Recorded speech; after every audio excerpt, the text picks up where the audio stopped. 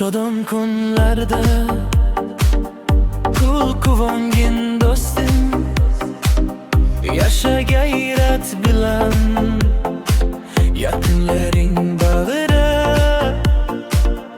Qadam tashla olg'a,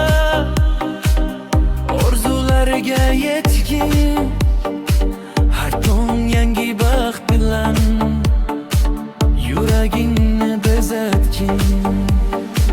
Biling ko'p bo'lsin, ishing o'ngidan kelsin, bosgan qadaming zar bo'lsin, yopiq eshiklar ochilsin.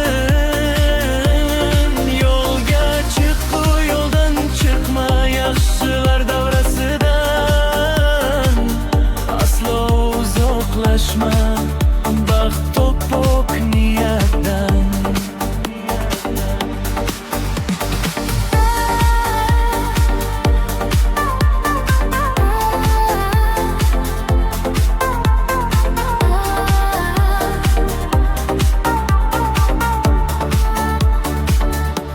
Qilibsin har kuning, omad senga yor bo'lsin, mehnat bilan har doim yuksak cho'qqiga chiqgin.